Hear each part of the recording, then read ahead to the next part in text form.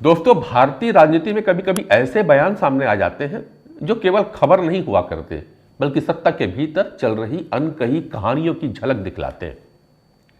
छत्तीसगढ़ के पूर्व मुख्यमंत्री भूपेश बघेल का हालिया बयान ऐसा ही एक राजनीतिक संकेत बनकर के सामने आ रहा है। भूपेश बघेल ने वरिष्ठ वकील कांग्रेस के सदस्य कपिल सिब्बल से जो बातचीत की, उसमें उन्होंने दावा किया कि प्रधानमंत्री नरेंद्र मोदी और गृह मंत्री अमित शाह उन्हें भाजपा में शामिल कराना चाहते थे। आप मुझे बुला के सहयोग करने की बात कर रहे हैं तो ये मेरे लिए सुखद आश्चर्य साहब। मैं तो सोच नहीं सकता था कि आप ऐसा सहयोग करना चाहते थे। ऐसा बोल के जाता था और 8वें दिन फिर से छापा पड़ जाता था। एक बार तो प्रधानमंत्री जी फोन करके बोले, साहब आप तो मदद करूंगा बोले थे, आप तो यहाँ रेड डालवा दिए। अरे मैं अधिकारियों को बोलता हूँ, बात करता हूँ। अच्छा, हाँ ये स्थिति है भाई।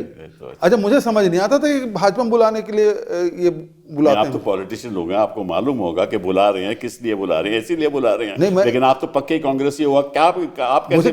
मुझे उम्मीद नहीं थी कि मुझे इस प्रकार से आपर भी, हालांकि वैसे बोलते नहीं थे। लेकिन बाद में समझ आया कि मैं उसको कुछ बोल के नहीं आया, कमिटमेंट करके नहीं आया, और इस कारण से फिर हर चौथे दिन 5वें दिन छापा पड़ जाता था, जितने बार भी गया।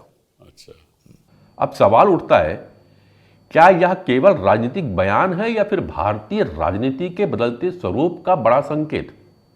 वीडियो शुरू करने से पहले अगर आप राजनीति के गहरे विश्लेषण पसंद करते हैं तो चैनल को सब्सक्राइब कर लीजिएगा और वीडियो को लाइक करिएगा, ताकि ऐसी गहराई वाली जानकारी आप तक लगातार पहुंचती रहे। नमस्कार, मैं हूं नरेंद्र पांडे।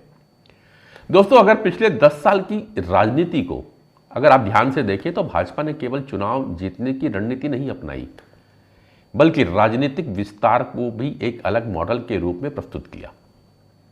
महाराष्ट्र में सरकार का समीकरण बदला, मध्य प्रदेश में सत्ता पलट दी, कर्नाटक, गोवा और उत्तर पूर्व के राज्यों में भी भाजपा ने विपक्षी नेताओं को अपने साथ जोड़कर सत्ता मजबूत की।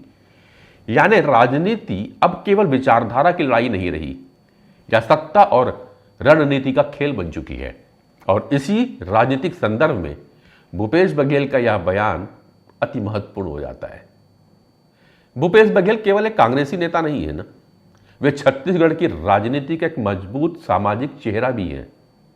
मुख्यमंत्री रहते हुए उन्होंने किसान राजनीति, ग्रामीण अर्थव्यवस्था और ओबीसी वर्ग के बीच एक मजबूत पकड़ बनाई।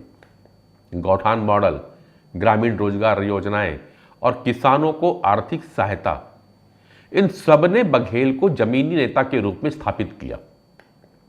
छत्तीसगढ़ की राजनीति को समझना जरूरी है मित्रों, क्योंकि यहां सत्ता का समीकरण सामाजिक संतुलन पर आधारित है।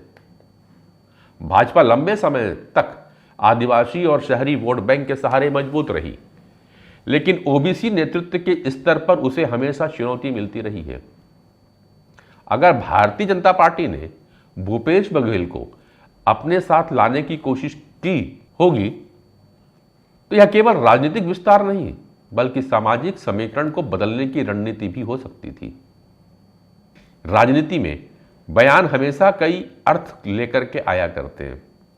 यह भी संभव है कि भूपेश बघेल का यह खुलासा कांग्रेस के भीतर भी एक संदेश देने की कोशिश हो, क्योंकि पिछले कुछ वर्षों में कांग्रेस ने अपने कई बड़े नेताओं को भाजपा में जाते देखा है।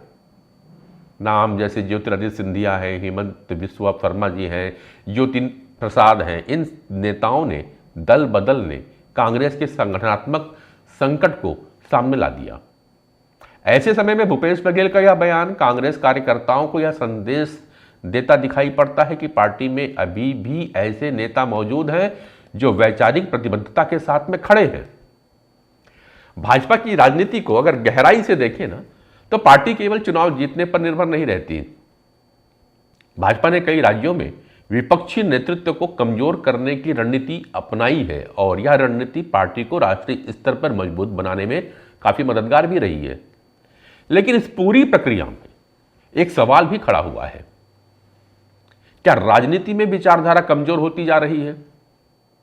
क्या सत्ता अब विचारों से ज्यादा प्रभावशाली हो गई है? जब नेता दल बदलते हैं तो केवल सरकार नहीं बदलती, बल्कि जनता का भरोसा भी प्रभावित होता है।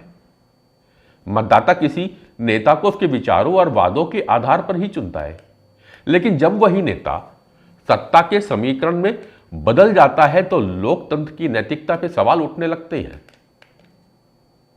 भूपेश बघेल का बयान सच हो या राजनीतिक रणनीति, लेकिन इसने भारतीय राजनीति के उस दौर को जरूर उजागर किया है जहां सत्ता और विचारधारा के बीच दूरी बढ़ती नजर आ रही है। फिलहाल भाजपा की तरफ से इस बयान पे कोई अभी तक आधिकारिक प्रतिक्रिया सामने तो आई नहीं, लेकिन इतना तय है कि छत्तीसगढ़ से निकला यह राजनीतिक संकेत आने वाले समय में राष्ट्रीय राजनीति की बहस को जरूर प्रभावित करेगा। अब देखना होगा कि क्या यह बयान केवल राजनीतिक बयानबाजी बन के रह जाता है या फिर भारतीय राजनीति में नई समीकरणों की शुरुआत भी करता है। दोस्तों, अगर आपको यह विश्लेषण पसंद आया होगा तो वीडियो को लाइक कर लीजिएगा, कमेंट जरूर करिएगा क्योंकि आपके विचार महत्वपूर्ण हैं। और अगर आपको लगता है कि आज की राजनीति में विचारधारा कमजोर हो रही है तो विचारों की कड़ी में शामिल रहिए। मैं मिलूंगा अगले वीडियो में, तब तक के लिए नमस्कार।